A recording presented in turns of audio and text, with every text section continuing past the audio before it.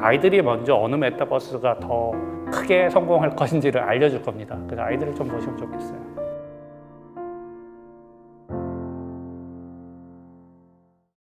저는 바이브 컴퍼니라는 회사에 다니고 있고요. 저희 회사는 빅데이터 쪽으로 빅데이터 AI 기술로 시작을 해서 지금 이제 메타버스까지 영역을 확장을 하고 있어서 이런 강의에 참여하게 됐고 이렇게 만나 뵙게 돼서 반갑습니다. 안녕하세요. 저는 가톨릭대학교 미디어기술 콘텐츠학과 교수 이동훈입니다. 저는 문학에서 영화, 또 애니메이션, 연극까지 어떻게 스토리가 진화하고 있는지를 연구하는 연구자이기도 하고 과거 10년 조금 전에 첫 가상세계라고 하는 세컨라이프의 서비스를 기획하고 런칭했던 기획자이기도 합니다. 만나 뵙게 돼서 반갑습니다. 안녕하십니까. 저는 국민대학교 소프트웨어 융합학부의 손병희 교수입니다. 제 전문 분야는 인공지능과 스마트 팩토리 분야이고요. 지금은 인공인간을 만들고 있습니다. 반갑습니다.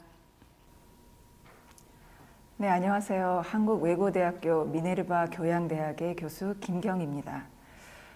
저는 미네르바 교양대학에서 우리 학생들과 함께 인문학을 관련된 다양한 학문과의 관계에 대해서 여러 가지 함께 공부하고 또 그런 이야기를 나누고 있습니다. 이번에는 메타버스와 관련해서 이 메타버스가 인문학과 어떠한 관련이 있는가 그런 거에 관심을 가지고 함께 참여하게 되었습니다. 감사합니다. 진짜 말씀하신 것처럼 정답이 없는 질문이고 굉장히 어려운 숙제인데 저도 강연에서 말씀을 드렸지만 정의가 딱 하나로 되는 것 같지는 않고 여러 가지 해석이 있을 수 있는 것 같아요. 근데 저희 개인적으로는 온라인상으로 이제 3D 공간 정보를 주고받으면서 생기는 어떤 기술적인 세상이 아니라 새로운 문화와 새로운 세상 그렇게 저는 정의를 하고 있습니다. 네, 저도 비슷하게 생각하고 있는데요. 기술적인 측면에서 바라보는 세상이 아니라 결국은 우리 문화, 사회, 경제 어떤 패러다임을 변화시키는 흐름으로 바라봐야 할 것 같고요. 또 그런 측면에서 봤을 때 가장 쉬운 답은 인터넷이 미래다라고 저는 생각하고 있습니다. 이 메타버스라고 하는 것이 이제 인문학적으로 봤을 때는 인간이 어떻게 확장될까라고 하는 의미에서 인간과 공간의 개념에 확장된 공간, 또 인간의 어떤 확장된 인간의 기능 그런 것들을 살펴볼 수 있는 그런 세계가 아닌가 그렇게 생각이 됩니다.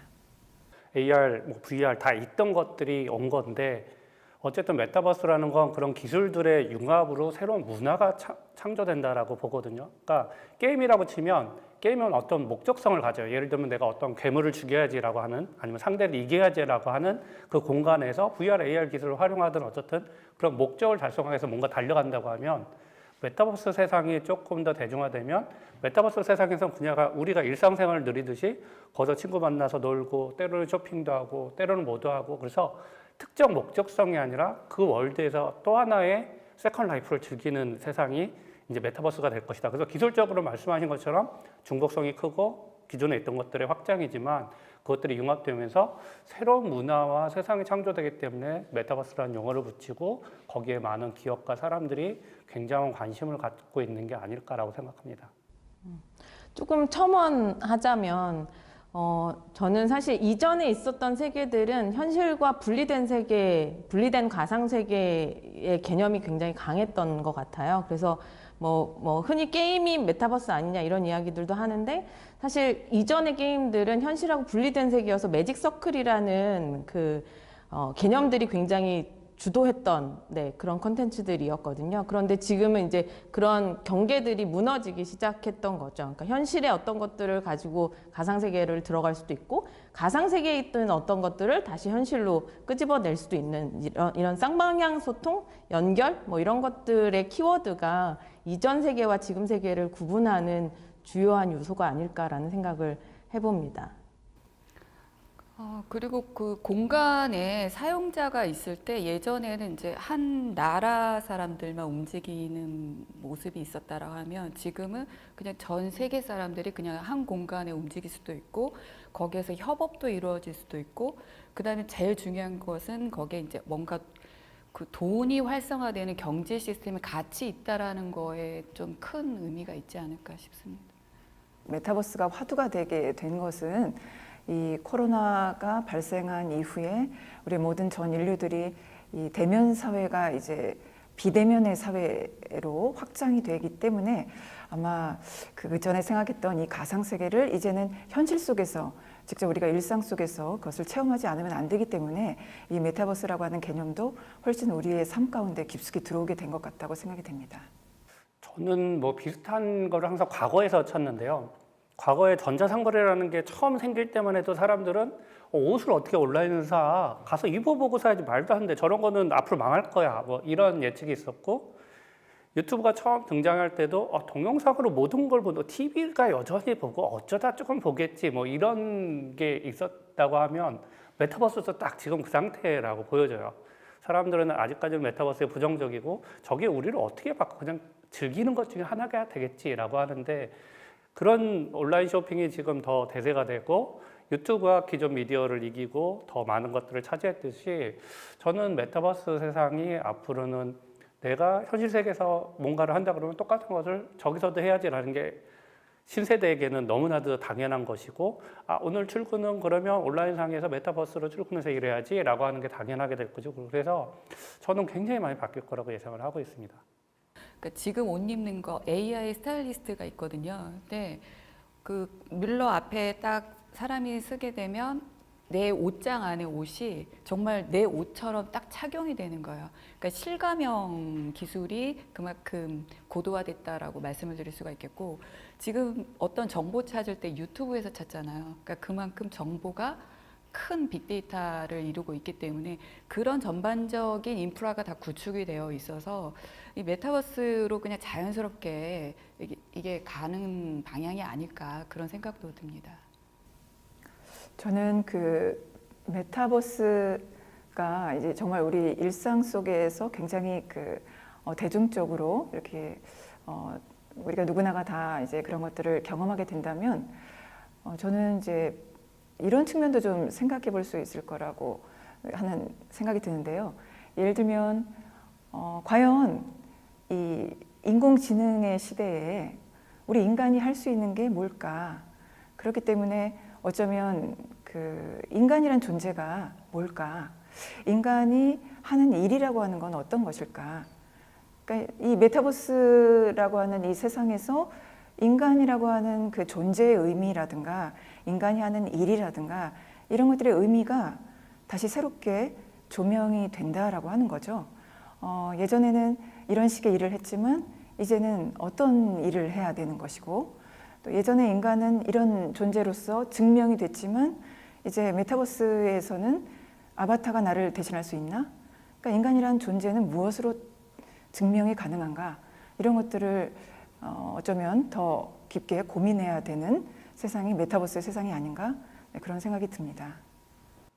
그 측면을 그냥 단순하게 나열하기 시작하면 저는 100가지도 얘기할 수 있는데, 그 나열이 중요한 게 아니라 어쨌든 세상이 굉장히 크게 패러다임이 변할 가능성이 꽤 큰 기술이고 그런 단어기 때문에, 메타버스라는 단어가 기업들이 그 변화를 무시할 수는 절대 없을 것 같아요. 거기 안에 들어가서 뭔가 생산을 할지언정 아니면 그 플랫폼 자체를 소유할지언정 어쨌든 큰 변화에 있어서 뒤처지면 절대 그 기업은 생존할 수 없기 때문에 너도 나도 지금 관심을 갖고 거기에 들어가는 것이 가장 큰 줄기의 목적인 것 같고요.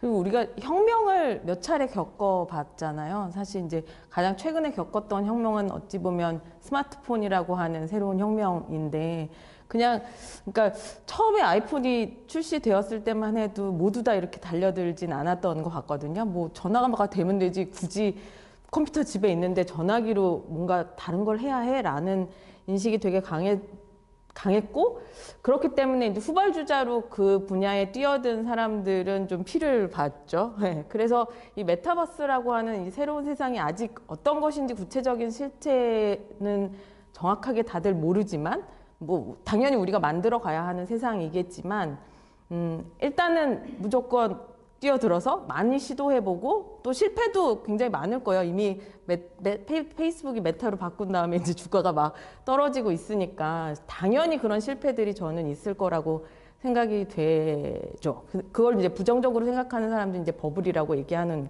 거고요. 근데 예전에 10몇 년 전에 있었던 메타버스 붐하고 지금은 또 굉장히 많이 여러 가지 환경적으로 달라진 상황인 것 같아서 당연히 이 주도권을 잡기 위해서 기업들은 일단은 뛰어들고 봐야 하지 않을까라는 생각을 또 한쪽에선 하게 되더라고요, 저는 최근에 어떤 몇 달 전에 기사에도 보면 특히나 공공기관들에서 우리도 메타버스 한다라고 해서 이제 공간을 만들어 놓고 실질적인 컨텐츠는 부재한 상황인 거죠. 그러니까 분명히 현실 세계를 확장하는 가상 공간이 메타버스에서 펼쳐지는 건 맞는데 그냥 공간이 펼쳐진다고 해서 모든 것이 다 해결되는 건 아니라는 것을 굉장히 뼈저리게 인식해야 하는 것 같아요. 그러니까 결국은 핵심은 콘텐츠다라는 이야기를 저는 드리고 싶고 그 세계 안에서 어떤 경험을 할 것인지 그리고 그 경험이 현실 세계에서 하는 우리들의 경험을 어떤 방식으로 확장시켜 줄지를 고민하지 않으면 메타버스는 아마 계속 폭락할 거라고 생각하거든요. 특히나 이 기반 시설을 갖추는데 엄청난 금액이 드는 게 제일 문제이죠. 네, 그렇기 때문에 초기 투자가 어렵고 초기 투자를 하려면 금액이 많이 필요한데 그 금액만 가지고 그 안에서 어떤 경험에 대한 설계, 경험 스토리텔링을 고려하지 않는다면 그냥 리스크가 큰 사업일 수밖에 없을 것 같아요. 그 회사가 가지고 있는 기술이 정말 그 회사가 보유하고 있는 기술인지 그거를 먼저 보고 그 기술을 우리가 신뢰할 수 있는지 그리고 그거에 대한 사용이 원활하게 되고 있는지 그러니까 왜 대중들이 공감이 되는 기술도 있지만 B2B 시장 같은 경우에는 어떠한 기업 대 기업 간의 비즈니스가 원활하게 이루어지고 있는지 그걸 보잖아요. 그래서 사용성도 한번 봐야 되고 그게 어느 정도 효율적인지 그리고 이게 어느 정도 이식성이 가능해서 확장 가능한지 그리고 이게 정말 우리가 유지 보수가 가능한지 이런 항목들을 좀 평가를 해봐서 기술적인 측면으로 본다라고 하면 이거는 좀 투자할 가치가 있다라고 판단을 할 수가 있을 것 같습니다. 그리고 일단 들어가 보셔야 돼요. 투자자들이 그러니까 제 주변에도 진짜 많거든요. 이렇게 특히나 저희 또래 말고 이제 윗세대들도 막 로블록스가 어쨌대, 메타버스가 어쨌대, 뭐 이런 말씀들 많이 하시는데 한 번도 거기서 로그인을 해보지 않으신 거예요. 예, 그러니까 실제 메타버스가 어떻게 구현될 거야, 구체화될 거야라는 생각을 하지 않은 채로 뭐 일례로 주식 투자를 하시는 거죠. 예, 그렇기 때문에 조금 안정적으로 이 올바른 투자를 하시고자 한다면 실제 메타버스를 좀 경험해 보셨으면 좋겠어요. 많이. 말씀하신 것처럼 너도 나도 뛰어들고 이 중에 아주 극소수만 굉장한 대박을 터뜨릴 것이고 그 중에 또 한 절반 정도는 그냥 중박 정도 그냥 여기서 또 다른 경제를 이룰 것이고 또 나머지 반은 거기서 굉장한 손해를 볼 가능성이 있는데 그 시기가 아직은 꽤 멀거든요. 그게 눈에 보여서 이 회사가 정말 되겠다 안 되겠다가 보이려면 조금 더 시간이 지나야 되기 때문에 지금은 하이 리스크 하이 리턴이에요. 그걸 내가 감수하겠다 그러면 직접 투자를 하는 것이고 그게 아니라고 하면 저는 아직은 직접 투자보다는 간접 투자를 하되 말씀하신 대로 여러 가지 경험하면서 나도 좀 배워보고 직접 메타버스 이용도 해보고 하면서 조금 더 경험을 해보면 좋을 것 같고 또 하나는 아이들을 좀 봐주시면 좋겠어요. 메타버스는 미래 기술이에요. 어른들이 이걸 즐길 거고 어른들이 여기서 돈을 쓰려면 더 멀 것이고 아이들이 먼저 어느 메타버스가 더 크게 성공할 것인지를 알려줄 겁니다. 그래서 아이들을 좀 보시면 좋겠어요. 그러니까 제가 멀다라고 얘기를 했지만 그 멀다가 정말 10년, 20년이라고 저는 생각하지는 않고요. 예상보다는 되게 빠르게 그게 어떤 플랫폼이 치고 나오면서 굉장히 대중화를 이끌 수 있을 것 같고요. 그게 제페토가 될지 로블록스가 뭐가 될지는 아직은 모르는 상태지만 어쨌든 그 대세는 아이들이 너무나도 자기네끼리 저게 너무 재밌어 저기서 만나자 저기서 뭐 하자 하면서 누군가가 치고 나올 세상이 뭐 저희 예상보다는 빠르게 열리지 않을까? 그러면 그 플랫폼이 우선 대세를 자리 잡고 그 플랫폼 안에서 또 다른 사업자들이 다른 기업들이 뛰어들면서 상거래도 일어나고 그 안에서 뭔가 다른 것들이 생기면서 이제 크게 메타버스 세상이 열리지 않을까라고 생각하고 있습니다. 저는 오히려 메타버스가 하나의 플랫폼이 뭐 선두로 치고 가는 것보다는 그 이름에서도 메타버스잖아요. 그러니까 다양한 유니버스가 존재를 하고 그 세계가 뭔가 좀 통융합 뭐 이런 게 이루어지지 않을까 그런 생각도 해보게 됩니다. 사실 그 메타버스를 예견하시는 많은 분들 중에 이런 의견들도 되게 지배적이에요. 그러니까 여러 세계가 있지만 사실 내가 만든 하나의 캐릭터나 아바타가 다른 세계들을 오고 갈 수 있어야, 교류할 수 있어야 한다. 우리가 마치 대한민국 사람이지만 미국도 가고 영국도 가는 것처럼 그런 세계가 돼야 이제 꿈꾸는 진짜 메타버스 세계가 온다는 거죠. 그러니까 그 메타버스를 어떻게 정의하느냐에 따라서 이게 언제 도래할 거냐도 좀 달라질 것 같은데, 만약에 그런 세계라면 저는 개인적으로는 10년, 20년보다 훌쩍 뛰어넘어야 하지 않을까라는 생각도. 저는 사실 그 10몇 년 전에 이제 세컨 라이프를 한국에 들여올 때 그 글로벌 프로바이더에서 일을 했었어요. 그러다 보니까 근데 10년 전에 했던 일을 10년도 더 됐죠. 네. 10년 전, 한 5년 전에 했던 일을 다시 그때 하다가 사실은 망했거든요. 망하고, 네, 세컨 라이프가 이제 거의 물론 아직 접속할 수는 있지만 문을 거의 닫은 상태고, 그러다가 이제 다시 메타버스가 재작년부터 이제 붐을 타기 시작했을 때 사실 저는 초반에는 굉장히 부정적인 입장이었거든요.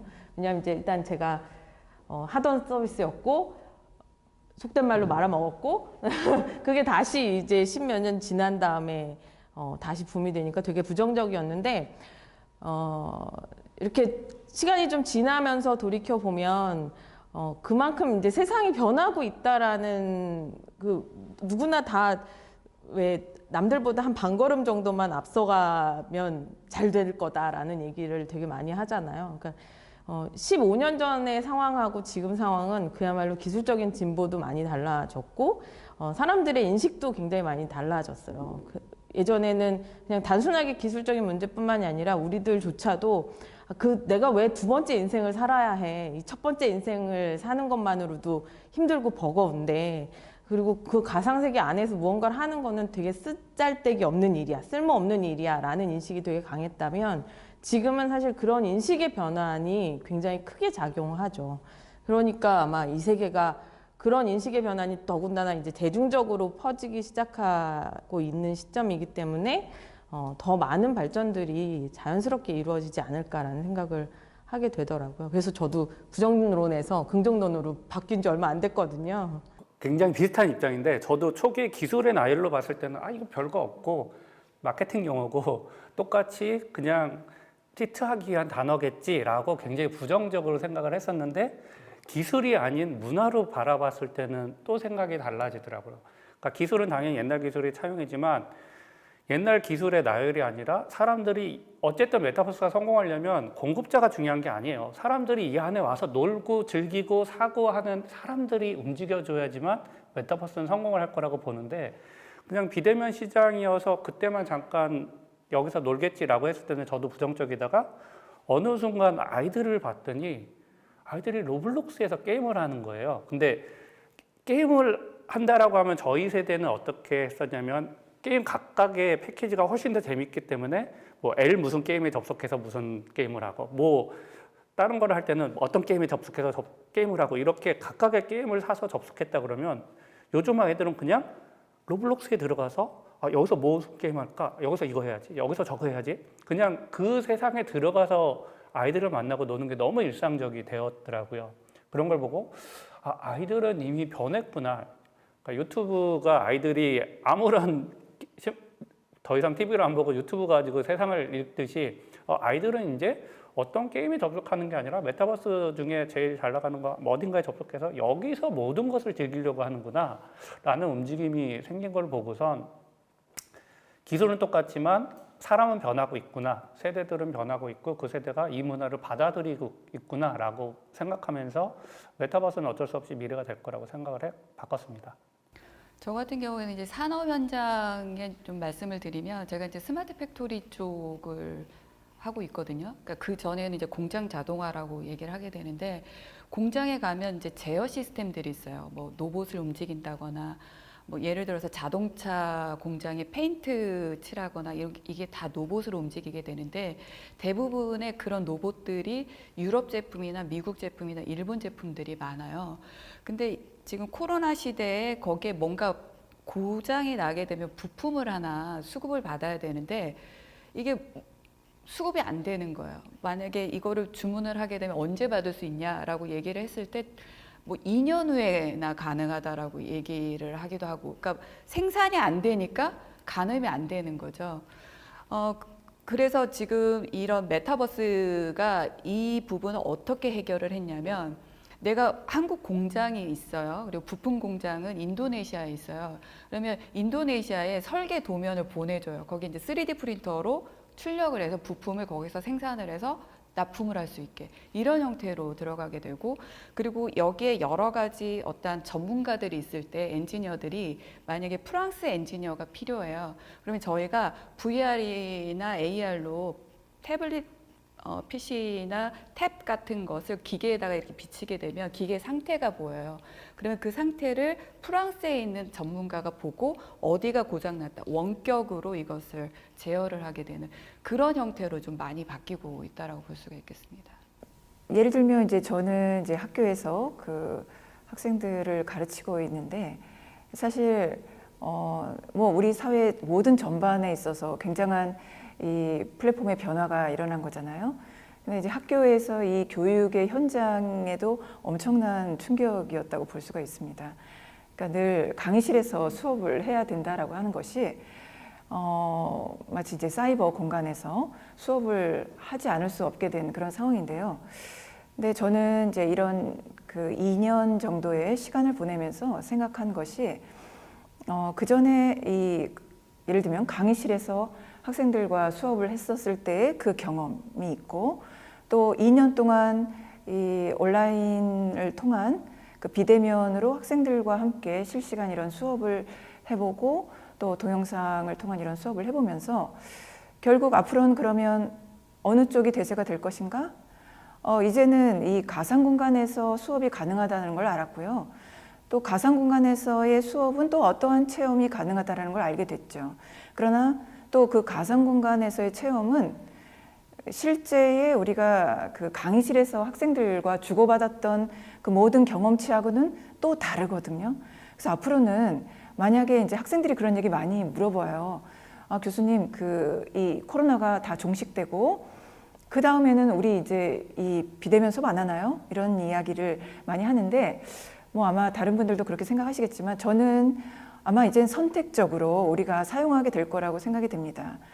그러면은 이제 가상 공간에서의 이런 그 비대면에서의 수업에서의 느꼈던 경험치에 뭐 좋았던 것들, 그런 것들을 또 우리가 활용하고, 또 실제 이 현실 강의실에서 우리가 했던 것들을 또 경험하는 것이 굉장히 어떤 고유의 그런 즐거움이 있었다면 또 그런 것들을 우리가 선택적으로 사용할 수 있듯이, 메타버스라고 하는 것도 우리가 이 메타버스라고 하는 것을 경험하게 되면서 그 세계를 알게 되지만, 이것이 이제 한동안은 가겠지만 어느 정도 이제 이런 상황에 따라서 메타버스의 공간도 경험하게 되고, 또 다른 이제 이 사회의 여러 가지 이 환경들의 어떤 변화에 따라서 또 다른 것들과 함께 그런 것도 우리가 즐길 수 있는 공간으로서 하나 존재하는 게 아닐까.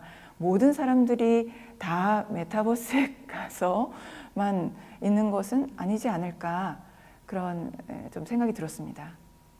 이제 사실 인간은 굉장히 오묘하고도 굉장히 복잡한 존재잖아요.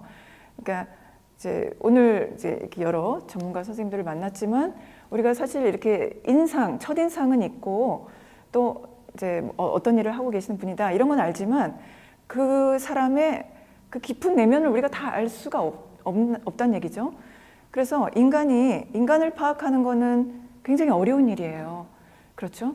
네, 철학적으로도 굉장히 힘든 일이고요. 그런데 그 가상 세계가 확장이 되고 그 속에서 어떤 캐릭터를 통해서 나를 구현해내고, 또 아바타가 나를 대신해서 어떤 다양한 기능을 하게 됐을 때 저는 좀 생각되는 게, 우리가 왜 그러잖아요. 아, 네가 나를 알아? 뭐 이런 얘기를 하지만 사실 이제 앞으로 캐릭터화 한다는 얘기는 사람을 깊이 있게 다양한 어떤 이 입체적인 존재로서 파악하려고 하지 않는 경향이 어쩌면 강해질지 몰라요. 자, 그러니까 뭐냐면은요, 캐릭터라는 말 자체가 어떤 그 사람의 특징을 나타낸다라는 말이거든요. 고대 그리스의 그 원어로도 그런 의미를 가지고 있는데요. 그러니까 인간이 어떤 누군가를 할 때, 그러니까 뭐냐면 쉽게 말씀드리면 판단하려고 하는 거죠. 그러니까 쉽게 판단이 안 되면은 그 인간과 인간의 교류를 힘들어해요. 그러니까 어디 친구를 만날 때에도 요즘 그 대학생들은 어떤 친구가 있는데 이 친구가 속을 알 수가 없어. 우리 인간은 원래 속을 알 수가 없죠. 나도 나를 모르는데요. 근데 요즘의 학생들은 그렇게 하지 않고 이 친구의 캐릭터를 하나로 이렇게 규정해 버리는 거예요. 그리고 나의 캐릭터는 어떤 거라고 딱 이렇게 단언적으로 얘기를 해요. 그래서 그 캐릭터끼리 서로 이렇게 재미있게 대화를 하는데 그러다가 실증이 나면 나의 부 캐릭터를 또 만들기도 하죠. 그러다 보면은 뭐냐면은 인간이란 존재를 계속 이렇게 인간의 그런 고유한 그런 것들을 파악하려고 하는 게 아니라 파악하는 거를 힘들어하고 파악하지 않으려 하기 때문에 인간들을 다 캐릭터화해서 캐릭터로 파악하려고 하는 거죠. 실상 우리는 지금 그렇게 하고 있다고 볼 수가 있습니다. 카카오톡에서도 우리 그 단톡방에서도 보면은 거의 이모티콘으로서 나의 감정을 표시하잖아요. 사실 우리의 감정이 얼마나 오묘한데요. 그런데 그 이모티콘 하나를 가지고서 지금 화났어. 지금 뭐 웃고 있어. 사실 웃고 있는 게 아닐 거거든요. 그런데 우리의 일상의 모든 커뮤니케이션이 앞으로 그렇게 바뀌어 가기 때문에 전 앞으로 그 좀 우려하는 거는 우리의 인간과 인간 간의 커뮤니케이션이 점점 더 단일화되어 가고 캐릭터화되어 간다면 이제 지금의 세대들은 그럴 거라는 거죠. 깊이 있게 알아가는 것을 주저하고 또 복잡한 거를 싫어해요. 그리고 어려운 것도 싫어해요. 친구들 간에 오랫동안 시간을 두고 우정을 쌓아야 그래야 그 친구가 어떤 사람인지 진면목을 알 수 있는데 그렇게 하려고 하지 않고요. 그냥 딱 봐서 파악이 되면 좋은 애 아니면 재미있는 애 그렇게 판단이 돼야만이 그 사람하고 친구가 될 수 있어요. 판단이 안 되면 친구가 안 된다는 거죠. 캐릭터를 만든다는 건 그런 거라고 생각이 들었어요. 아바타를 만들고 뭔가 나의 분신을 만들어서 그 분신이 뭔가를 하게 된다는 것은 그 캐릭터나 그 아바타가 인간만큼 오묘해질 수는 없는데요. 점점 우리의 이제 삶에서의 우리의 커뮤니케이션까지 이제 메타버스화 된다면 이제 현실과 가상이 경계가 불분명해져 가겠지만 실제로 인간의 삶에 있어서의 우리의 커뮤니케이션은 어떻게 변할까 뭐 그런 생각이 좀 우려 섞인 생각이 좀 들었습니다. 사실 정답은 없는 얘기이고 그렇기 때문에 인문학이 더 중요해지는 것 같아요. 저는. 근데 이제 저도 선생님하고 되게 비슷한 생각을 하지만 또 반대적인 측면에서도 생각들을 하고 있거든요. 그러니까 사실은 우리도 말씀해 주신 것처럼 내 안에 어떤 내가 있는지 모르는 수많은 내가 있는데 현실 세계에서 단일화된 삶을 그러니까 현실 세계만 살아가다 보면 나의 어떤 고유의 정체성을 드러내기 위해서 굉장히 노력하잖아요. 나의 숨겨진 어떤 정체성은 그냥 의도적으로 없애버리는 거예요. 근데 그걸 긍정적인 측면에서 보면 가상세계라는 메타버스 세계 내에서는 사실 부캐 얘기도 말씀해 주셨지만 내 안에 있는 수많은 나의 정체성들, 다중 정체성이라고 하는 것들을 마음껏 실험해 볼 수 있는 장이기도 하다라는 생각도 들거든요. 근데 이제 그게 지나치게 되면 이제 말씀해 주신 것처럼 이제 혼란스럽게 되고 그러면 진짜 나는 뭔데 이렇게 돼버리니까 문제이긴 한데 이제 그런 가능성들도 사실은 무시하지는 못할 것 같고요. 그렇기 때문에 이제 그런 가능성들은 또 긍정적인 측면에서 실험해 보면서도 그래서 진짜 네가 뭔데 라는 것들을 확립하기 위한 어떤 인문학적인 사고 공부, 철학적인 공부들 이런 것들이 또 한쪽에서는 같이 병행되어야 바람직한 모습으로 진화할 수 있지 않을까라는 생각을 네, 하고 있어요, 요새. 틀림없이 그 격차는 시작점에서는 있을 것 같고요.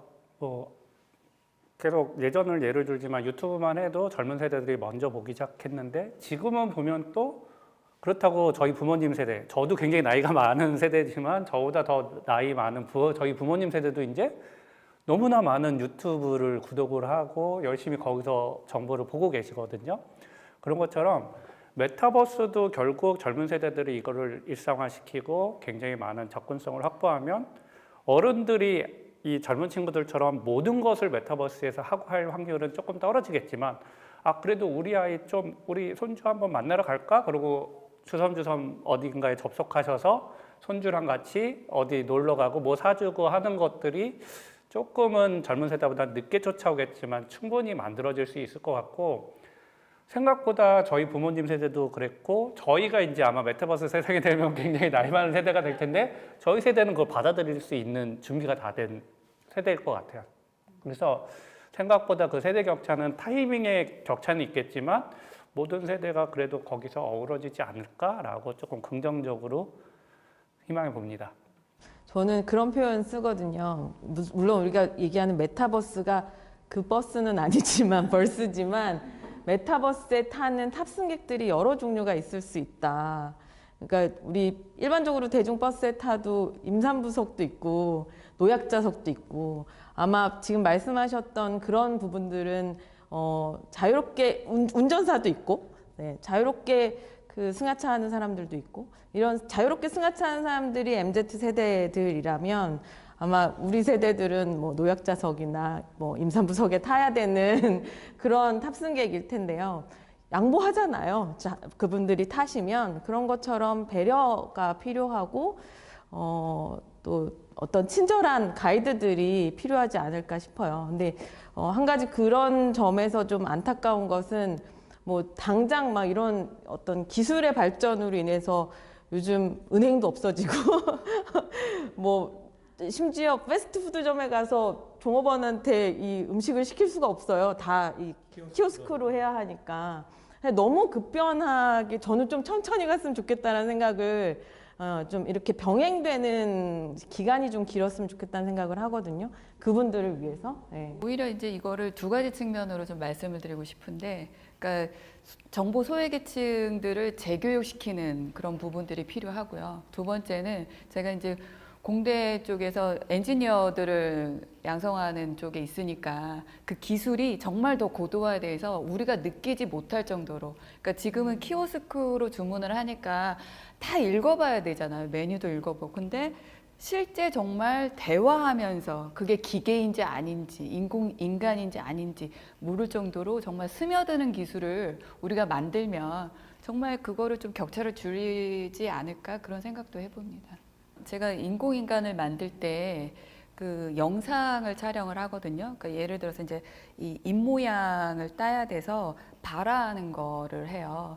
그러면 그 우리가 그 문장을 만들 때 발음이 나올 수 있는 문장들 한 1000문장 정도 만들게 되거든요. 그러면 국어국문학자도 필요하고요.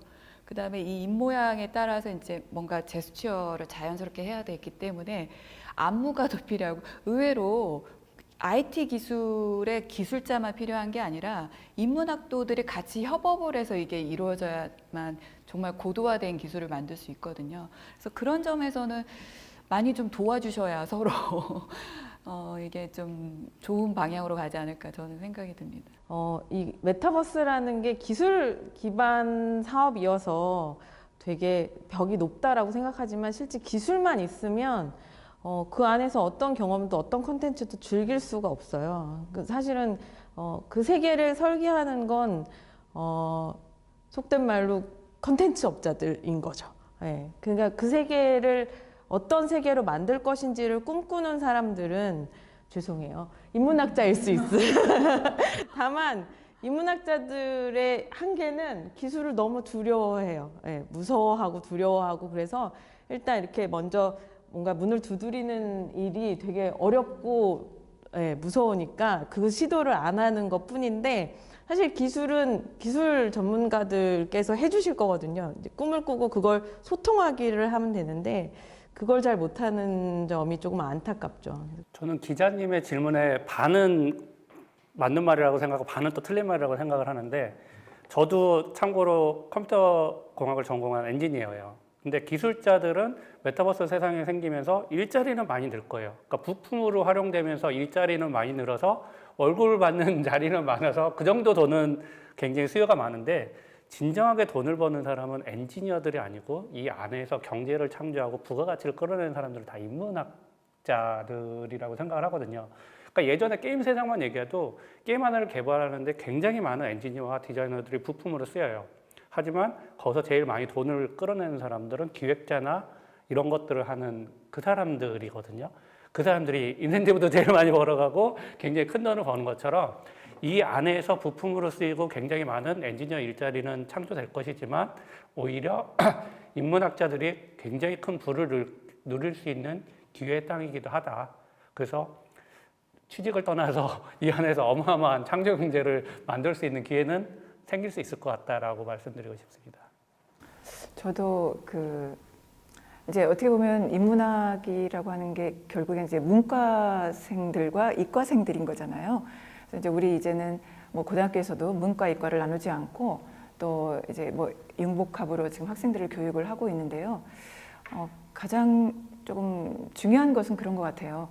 결국 이 메타버스의 세상이 확대된다라고 했을 때 이과생들에게만 좋은 것인가, 아니 문과생들은 뭘 할 수 있는가, 이런 것에서 이 메타버스의 세계가 확장되는 것은 곧 우리가 살아가는 이 세계인데요. 이 사회가 결국엔 이 문과생이든 이과생이든 이 인문학도든 아니면 공학도든 간에 서로가 소통이 가능해야 되거든요.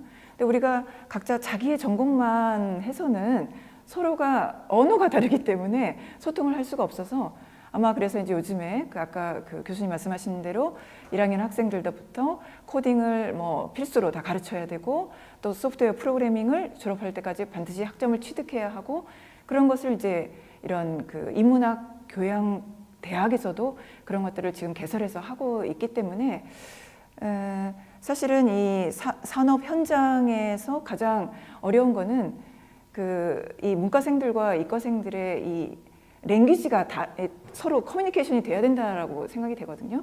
그렇다면 그렇게 하지 않으면 회의를 할 수 없을 테니까요. 그래서 서로 그런 기본적인 그 전공과 관련된 그런 랭귀지들을 배우고, 그 이후에 아까 얘기한 컨텐츠를 만들어내는 것과 또 테크놀로지의 어떤 그 기반을 만들어내는 것이 함께 하지 않으면 안 되는, 이게 기술적인 것과 이 컨텐츠가 함께 해야 되는 거니까요. 그런 것들이 필요할 거라고 생각이 됩니다. 긍정적으로 어쨌든 세상을 바꿀 가능성이 높은데 처음부터 무조건 다 긍정은 아닐 거라고 보고요. 굉장히 부정적인 요소들도 있겠지만 다 그게 이제 극복되고 하면서 결국에는 굉장히 긍정적인 또 다른 문화나 세상이 열릴 거라고는 보고 있습니다. 네. 뭐 메타버스라고 해서 새로운 거 뭐 그런 게 아니라 그냥 현실에 충실하고, 그리고 내가 현실에서 시간을 할애를 했는데 그래도 시간이 남는다라고 하면 이제 컴퓨터 랭귀지도 좀 보고 뭐 영화도 좀 보고 수다도 떨고 그냥 이대로 최선을 다해서 걸어가는 게 바른 길이 아닐까, 저는 그렇게 생각이 드는데요. 저는 그런 세상이 정말 메타버스에서 열릴지 아닐지는 모르겠지만 정말 궁극적으로 긍정적인 효과를 볼 수 있다라고 하면 젊은 세대들에게는 또 다른 기회의 땅이 되지 않을까? 지금 이 현실 세상은 기성 세대들이 너무 많은 것들을 차지하고 너무 많은 벽을 만들어 놨어요.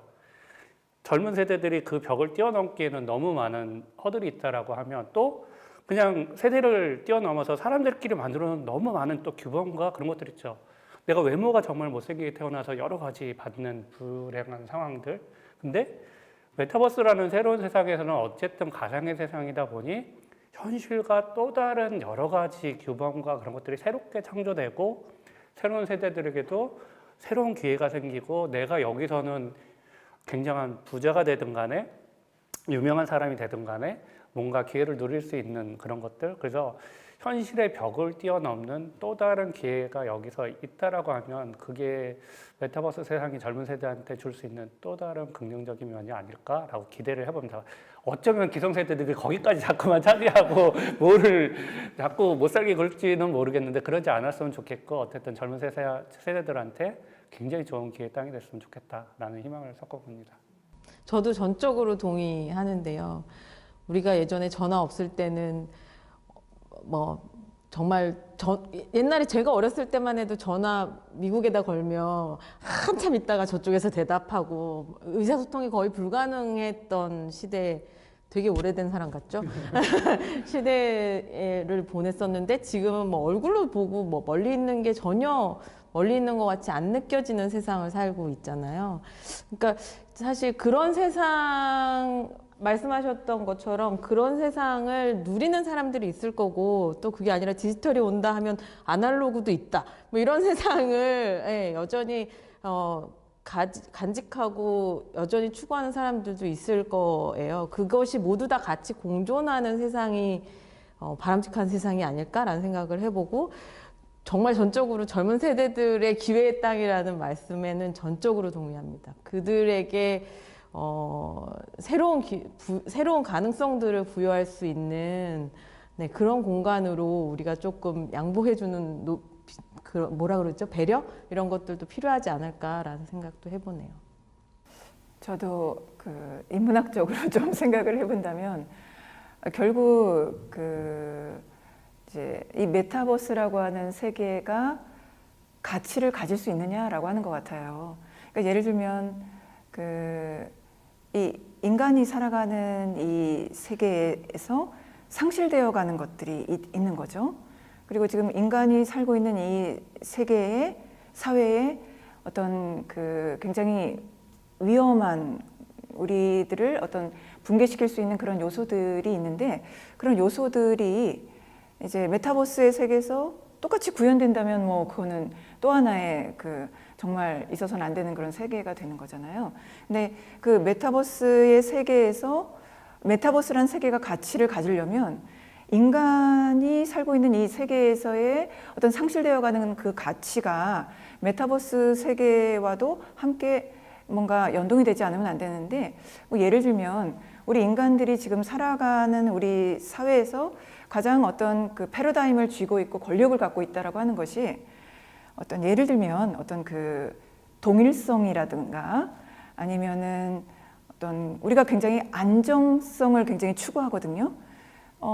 근데 그 안정성을 추구한다라고 하는 것, 어떤 동일성을 추구한다라는 것이 어쩔 때는 동일하지 않은 것들, 그리고 안정적이지 않은 것들을 위험한 요소로 내몰고 차별해도 되고 배제해도 되는 그런 사회가 만들어지는 거죠. 메타버스가 가치를 가지려면 아까 다른 여러 선생님들께서도 하신 말씀처럼 메타버스 세계에서는 다양한 인종이, 또 다양한 마이너리티들이 그 속에서 다 누구나 각자 자기의 어떤 아이덴티티를 가지고서 뭐 그것이 아바타를 통해서든 캐릭터를 통해서든 그 안에서 자유로운 공존할 수 있고 상생할 수 있는 그런 그 세계가 되지 않으면 안 된다는 거죠. 그 세계에서도 또 똑같이 어떤 뭔가의 패러다임이 있고, 또 그 안에서 똑같이 뭐 거기에서도 어떤 빈부의 격차가 그 세계에서도 또 동일하게 존재하고 있다면 인간이 사는 이 세계를 똑같이 또 메타버스를 만들 필요는 없다고 생각이 돼요. 그러니까 메타버스가 가치를 가지려면 인간이 우리가 살아가는 이 현실 세계에서 상실되고 상처받고 또 이 안에서 진짜 위험한 그런 리스크적인 것들을 그 메타버스의 세계에서는 뭔가 다양한 것들이 공존할 수 있고, 누구나 다 마이너리티고 누구나 다 거기에 마조리티가 따로 존재하지 않는 그런 것들을 어떻게 만들어 갈까라고 하는 게 굉장히 중요한 거죠. 그래서 그 세계의 가치를 가지려면 지금 우리 인간 세계의 가치가 무엇인지, 그리고 어떤 것이 상실되어 가고 있는지를 다시 생각하게 되는 계기가 되기 때문에 저는 메타버스의 세계가 펼쳐지는 것에 어떻게 보면 긍정적이라고, 인간들에게 또다시 생각할 수 있는 과제를 주는 게 아닌가, 그런 생각이 듭니다.